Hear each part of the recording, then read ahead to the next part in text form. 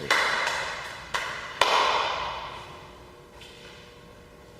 good? Yeah, we're good. We're good.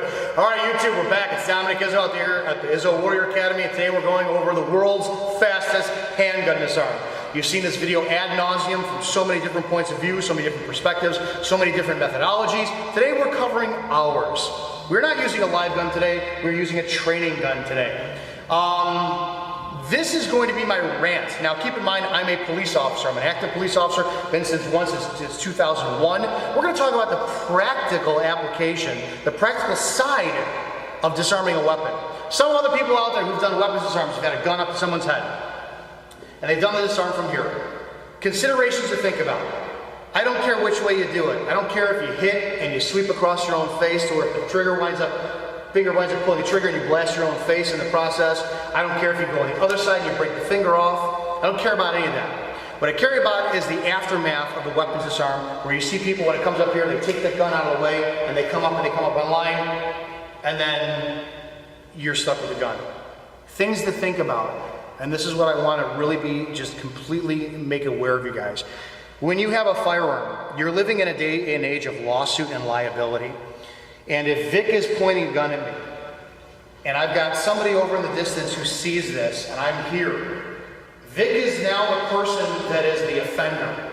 If I take that gun away, and I'm holding it here defending myself, and the police show up, who do you think the cops are going to wind up shooting? Something to think about. Something else to think about, your environment. You're not going to be in an area that's wide open like a martial arts school, to where the gun has come up, you rip somebody's fingers right off, and then you can reset and get that distance. What if you have something where Vic is over here, he runs a pointing gun at me, and I take that gun away, and I wind up backing into an object? Things to think about. Studies show that the intent of somebody with a pistol in their hands, in their actions is going to be based on their distance. Okay, a great book to read is called On Killing by Lieutenant Colonel Dave Grossman. Talks about that the greater distance you have from somebody, the easier it is to kill. Killing and intimacy, they're synonymous. It's a very intimate action. Studies show that if Vic is within a certain number of feet of me and he's got this much distance, he's going to rob me. The chances of him pulling that trigger are slim to none. It doesn't mean it's not going to happen. The greater the distance between us, the easier he's going to do it. So all these factors have to come into play if you were to wind up doing a weapons disarm. Are you with people? Do you have your wife with you, your girlfriend with you, do you have your kids with you, and you're going to take a gun from someone? You have to think about that. Who are you learning from? Your language. Just as police officers out there, I can't put somebody in handcuffs and say, "You son of a bitch, motherfucker, put your hands behind your back." Language is everything. Sir, stop resisting. Do not learn from somebody with no law enforcement experience, no military experience, who's going to take a weapon away from you, grab it, and say, "It's going to be a bad day for you, motherfucker," and then start screaming all that stuff, because what does the public see? Use your head when you look at these things. Okay? That's my rant on that. Liability, cause and effect, not to mention the fact, do you think that you are going to spend 1,000,000 hours doing a weapons disarm and then take a pistol away from an unarmed man and then pull that trigger? Can you do that? Legally, can you do that? Legally, when the police show up, are you going to be the one who's going to be, no, officer, I'm not the one with the gun. They're going to arrest you and they're going to figure out in court. Bottom line, I'm going to show you right now the world's fastest handgun technique, all right? Oh, I should include too, for the sake of drills, how close are you, how far are you away? What if the guy's back this far? There's a bunch of variables that other people who have done this drill, they didn't take into consideration with doing. All right, I'm going to show you the world's fastest handgun drill. I would like you to give me a command. I would like you to tell me, give me your, you want my wallet, right? Give me your wallet. So let's do that again. Okay, with conviction. I really need to be pumped up for this. The world's fastest handgun disarm. Go ahead. Motherfucker, give me your wallet. There you go, sir. That's the world's fastest fucking handgun disarm. Look, guys, bottom line, your safety's paramount more than anything. Don't think that you're going to understand the mental capability of somebody who winds up having a firearm pointed at you and what they're going to do. So that's that. That's my rant on that. Let's look at the Wing Chun aspects, okay? I'm going to bring somebody else on in a second. We're going to talk about the other factor, but first we'll look at the Wing Chun aspects. The problem with other styles of doing martial art or the gun is we don't look at where the finger is. Is the finger not on the trigger? Is the finger on the trigger? The barrel of the gun is the only and most important dangerous thing, okay? So in a Wing Chun aspect world, the gun is controlled by the hand and the finger. The finger is controlled by the arm is controlled by the torso. In Wing Chun, we wind up defeating any type of threat by breath, consciousness, or life, okay? It's a self-defense martial art. So we don't go for the eyes, we don't go for a knockout. In a self-defense, deadly force use of circumstance, we go for the airway. If the human body cannot get air, it cannot function. So in a Wing Chun aspect, I do not care about taking this gun away because the rest of the man is still there. We don't know the size of my attacker. We don't know if he's going to be my size like Vic is. We don't know if he's going to be as big as Adam. I don't know what that's going to do, okay? So if the hand is up there, the Wing Chun methodology is get it offline and follow up with attack. Okay? Vic has the gun, my hands are wherever they're at, he winds up telling me command, whatever, blah, blah. I just want to get that offline. That's all we do. I only follow up with our attack. So Wing Chun against you, it's up. We wind up getting in. Fire is up. We get in. Fire is in a two-hand position. I don't care, two-hand position. Get in. Get up. It's in. Okay, get up. Gets in. I don't care by the time he winds up coming in here. It's going to be a bad day. He lost his balance. Here, here, here. I'm destroying that thread. Pull the trigger all you want. He pulled it at me. It is what it is. That's the Wing Chun philosophy on weapons disarm. We do not care what this is. We care the force behind us. You have tendons here, ligaments. We could destroy that, but all you got to do, get offline a little bit. Bullets that way. That's all I care about. That's the threat. Your Bill G, your weapon coming up, it's in. It leads you right into that target. That is the Wing Chun philosophy. It's very simple. You've seen the world's fastest handgun disarm, which is take your wallet out, give it to him, give him what he wants, let him go. If you're going to engage with somebody, do you have this much space? Are you backed into a wall? Same thing applies. You know, even with shark crab, anything up there, okay, the point is you get that offline and you attack. That's all we care about when it comes down to weapons disarm. Gun, I don't care, press it against your head, here. All we care about. I'm not going to manipulate this offline, but I just give him. Just give him my whole body. Here, look if the gun goes that way off of one stupid tap. There's so many factors to pay attention to. Hold on as tight as you can, two hands. Get up there. It doesn't matter. The tighter he holds on, squeeze tight, squeeze tight, squeeze tight. The tighter he squeezes, he gives me a lever to his whole body. Squeeze tight. Do not let me move you. Do not let me move you. Don't let me move you. Don't let me move you. Bullet's already going that way. There's my opening. Right there. That's the bottom line.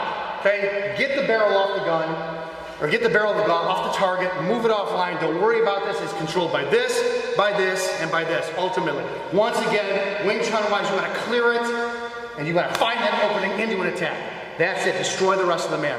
All right? Now I got a surprise for you. Grab that. We got to get this gentleman in. Switch up. All right. What happens if you have that 1%er on the street? We have to look at something that just negates everything I just said. And if you don't know who Paul is from the College Center, go to the College Center and look. What is your weapon of choice? Which is carried by how many people? 80% of people have some sort of blade on them. Would you agree or would you disagree that a knife is more dangerous than a gun? Absolutely. In close quarters, far more dangerous. Long range, pistol. If you get a target. Right, if you can hit the target. 21-foot rule. And Paul and I will do a video on this later on.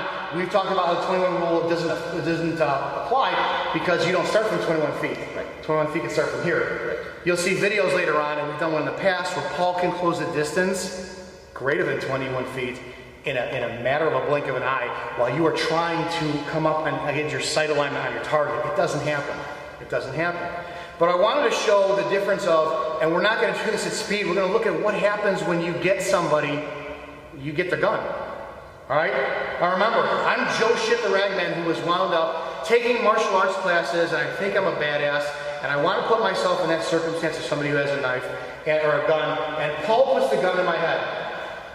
What if I successfully get that gun from Paul, right? I'm going to take the gun, I'm going to tell you what to do, take the gun, I'm going to move back and get him on target. Okay, I'm going to grab the gun. What do you do? What can I really do from here? Wait a minute. Can I shoot him from there? Can you articulate you can shoot him from there? Let's look at something else. Okay. I want to keep his gun away from Paul. You can attack. Oh my God. I'm not going to move. I want you to see his speed on something. Paul's being very nice right now, which is why I'm holding my breath back there. I won't move.